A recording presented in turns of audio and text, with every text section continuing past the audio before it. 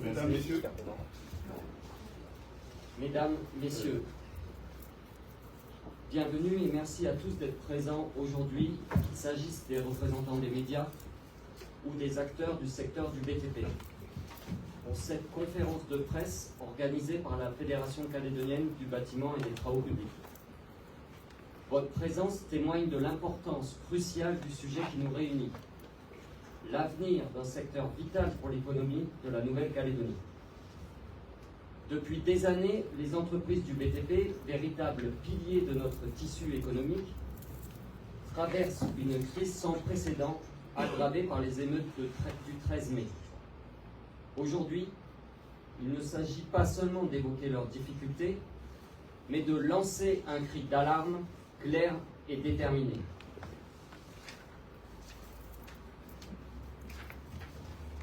La Fédération calédonienne du BTP interpelle l'État. Les annonces ne suffisent plus. Il faut des actes. Trop d'annonces, pas d'action. Le secteur du BTP en Nouvelle-Calédonie est à l'agonie. Malgré les milliards annoncés par l'État, aucun chantier n'a démarré. Aucun appel d'offres n'a été lancé. Et la précarité des entreprises est grandissante. Les chiffres sont alarmants. 42% des entreprises ont perdu plus de 50% de leur chiffre d'affaires depuis mai. 80% des entreprises n'ont de visibilité que pour les 3 prochains mois. Une entreprise sur 2 cessera son activité dès janvier 2025, ce qui représente près de 3000 salariés sans compter les entreprises individuelles. L'argent injecté par l'État reste invisible sur le terrain. Pas de chantier, pas d'activité, pas de relance de l'économie par l'investissement public. Les professionnels du BTP n'en peuvent plus de vivre au jour le jour. Ils veulent pouvoir gérer leurs entreprises sereinement. L'absence de relance de l'activité dans notre secteur détruit des savoir-faire et des emplois, tout en menaçant la stabilité économique de la Nouvelle-Calédonie. La Fédération calédonienne du BTP demande des actes immédiats. En premier lieu, un soutien financier massif de l'État à l'image d'un plan Marshall. 2. Le lancement immédiat des projets identifiés par chaque collectivité et prêts à démarrer. Troisièmement, un calendrier clair pour la réalisation de ces projets. Le secteur du BTP ne veut plus être bercé d'illusions. Il faut transformer les annonces en actes où le secteur capable de relancer l'économie et de réembaucher immédiatement s'effondrera.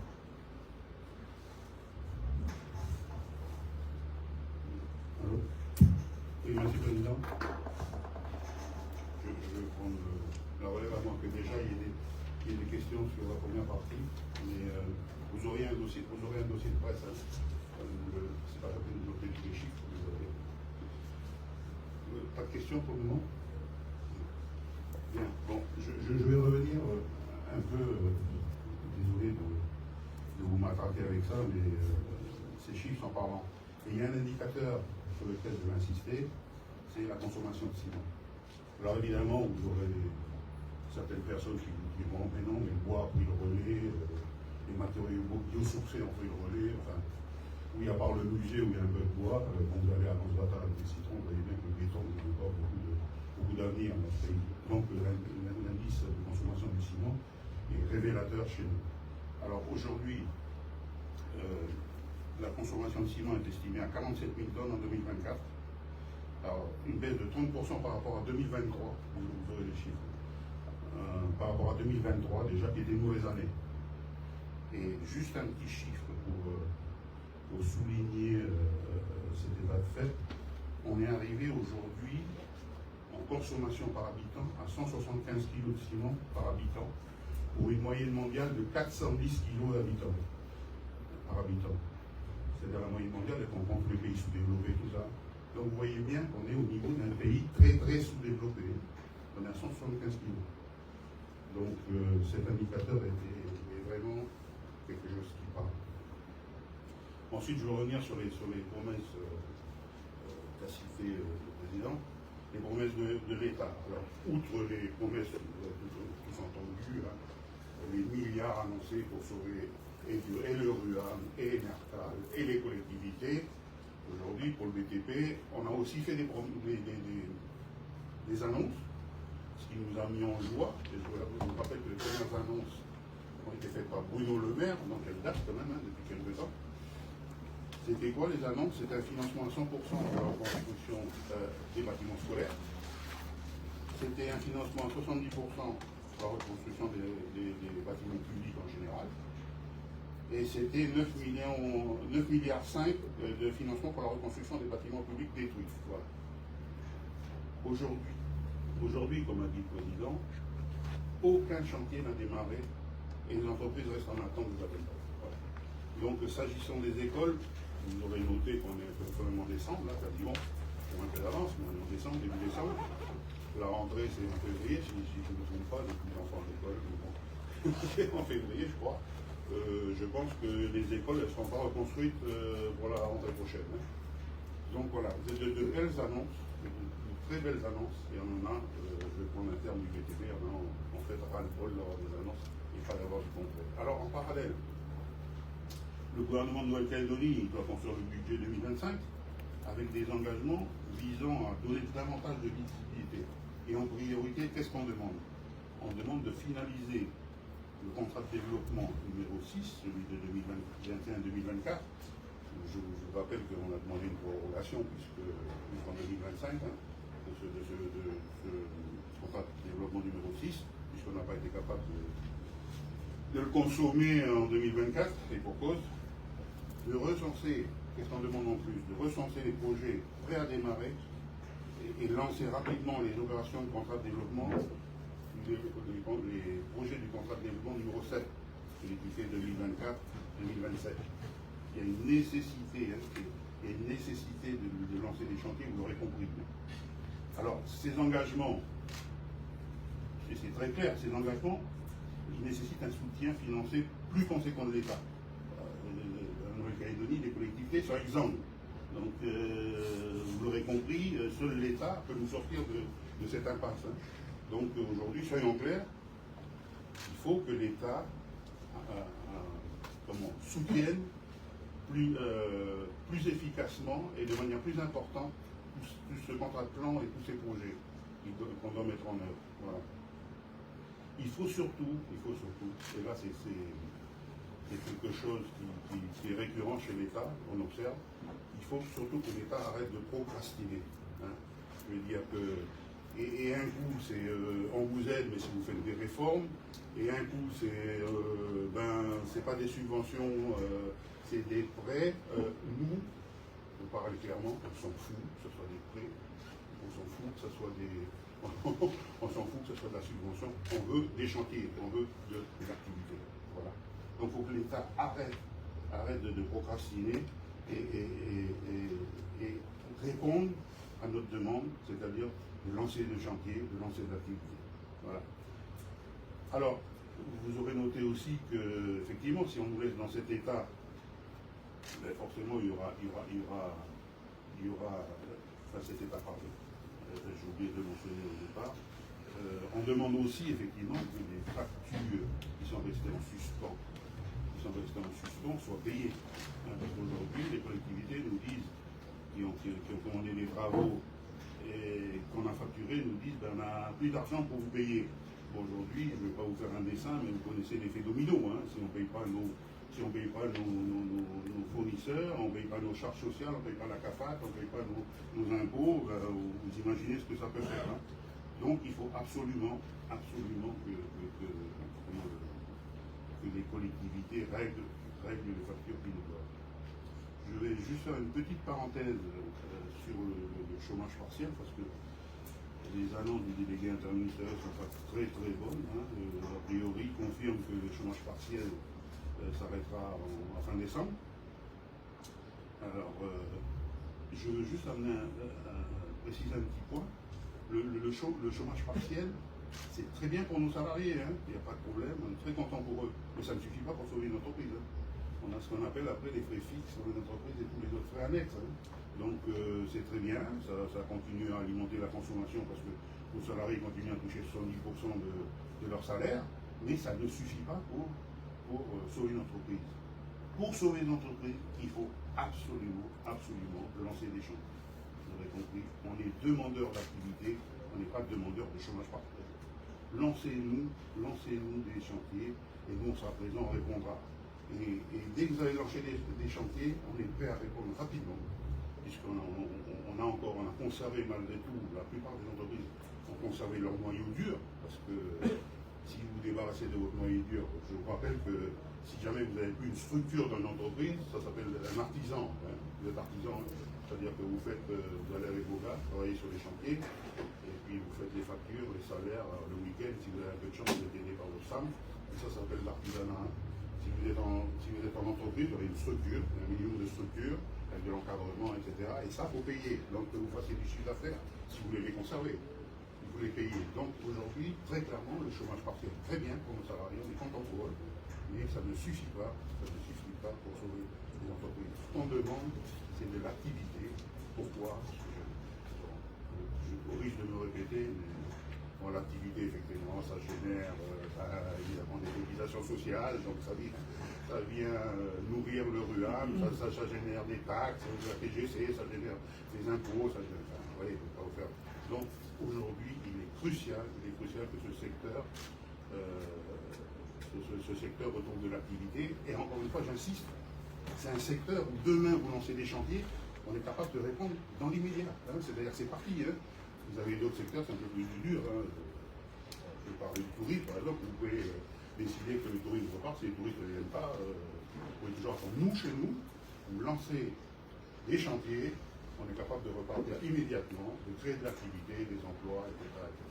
Voilà, donc aujourd'hui, comme a dit le président, il y en a marre de montrer les enfants, il y en a marre des annonces, on veut de l'action, on veut absolument que les chantiers sortent et que l'activité du BTP revient.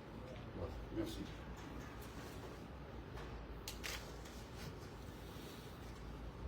Vous avez des questions, on est prêt à vous répondre. Alors pardon, vous avez vu quand même, hein, on n'a pas grand-chose à faire. Hein. Regardez le nombre de patrons qu'il y a derrière, on n'est pas débordé par l'activité. Hein.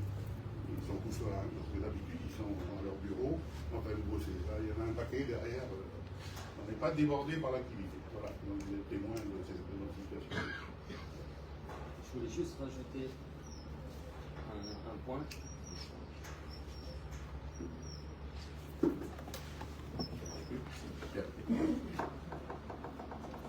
voulais juste clarifier pourquoi est-ce qu'on interpelle l'État. C'est parce que donc, notre marché il est constitué de deux secteurs, le secteur public et le secteur privé. Le secteur privé, il est clair qu'actuellement, personne ne va investir pour reconstruire des bâtiments détruits ou faire des gros investissements, sachant que depuis décembre 2021, donc, le dernier référendum, ça fait 3 ans qu'il n'y a pas eu de négociation. Donc tant qu'il n'y a pas de visibilité, de confiance, de stabilité en Nouvelle-Calédonie, les investisseurs privés, le marché des investisseurs privés est nul, quasiment nul. Donc le seul secteur qui peut sauver d'autres secteurs du BTP, c'est le secteur public.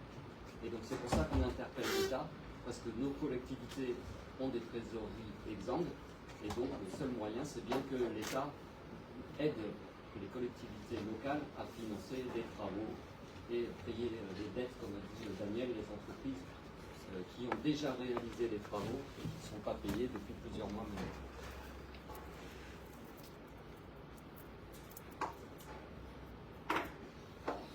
Est-ce que vous avez des questions?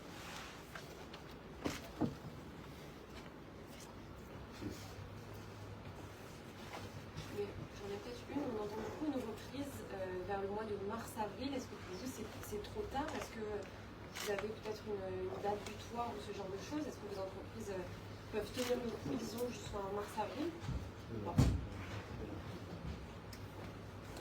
Alors, comme on l'a dit, on n'a pas de chantier et on n'a même pas d'appel d'offres.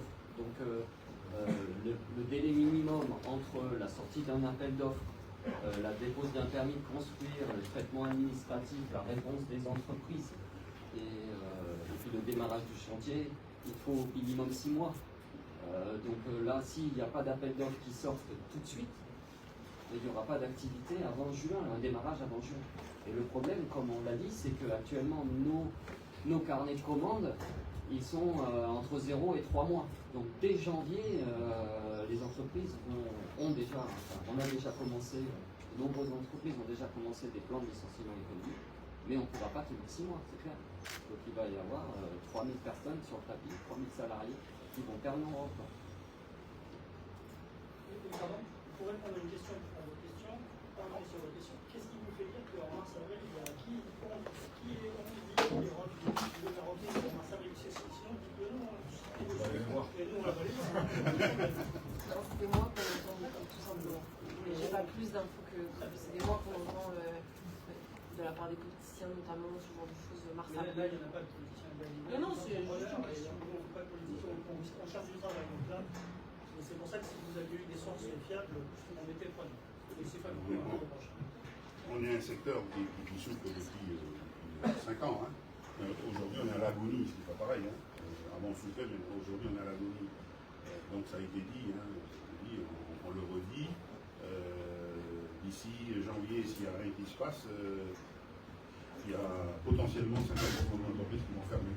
Donc, 6 000 emplois dans le BTP, 50%, ça fait 3 000 emplois. De suppression d'emplois en plus. Donc, je ne sais pas comment on va les payer si c'est ces gens-là. Voilà. Si la CAFAT est exemple, je ne sais pas comment on va les payer. Enfin, on va les payer dommages et pas en chômage.